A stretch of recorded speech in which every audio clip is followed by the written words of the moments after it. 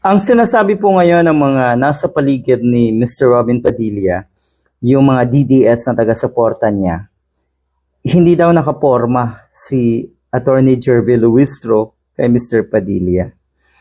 Buti hindi kayo pinangingilabutan. Talaga lang?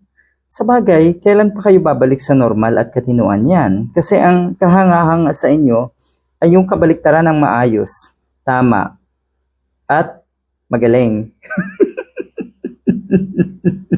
Yun ang naging kahanga-hanga para sa inyo.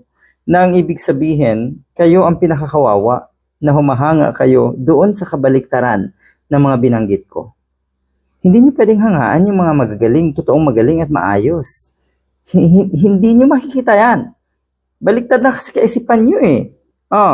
Yung mga gumagawa ng tama para sa inyo ay kawalang hiyaan ang ginagawa. Yung gumagawa ng mga kademonyuhan para sa inyo ay kahanga-hanga. Saan? Saan or nasaan na ang common sense ninyo? Pati si Mr. Robin Padilla, yan na rin po ang naging rason ngayon. Binoto ng 32 million na mga kababayan natin. So ano? Dahil binoto siya ng ganong karami, ay dapat hindi siya paimbestigahan? Dapat hindi siya i-impeach? Dapat nga eh. Dapat nga lalo siyang i-impeach dahil ang totoo, binudol niya yung 32 million na yon. May mga naniniwala pa na andyan pa rin siyempre yung mga taga-suporta niya, pero ang totoo niyan, binudol niya ang karamihan sa mga kababayan natin. Yung iba dyan kasi, madalas kong sabihin tuwang-tuwa habang sila ay winawalang hiya. Sige, you stay at that. Diyan kayo. Pinagtatawanan kayo, hindi niyo ba ipapansin yan? Bakit?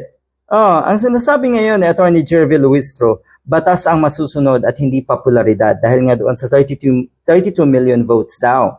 Hindi sapat ang pagiging popular gaya ng pagkakaroon ng mataas sa survey rating upang makaiwas sa pananagutan sa batas.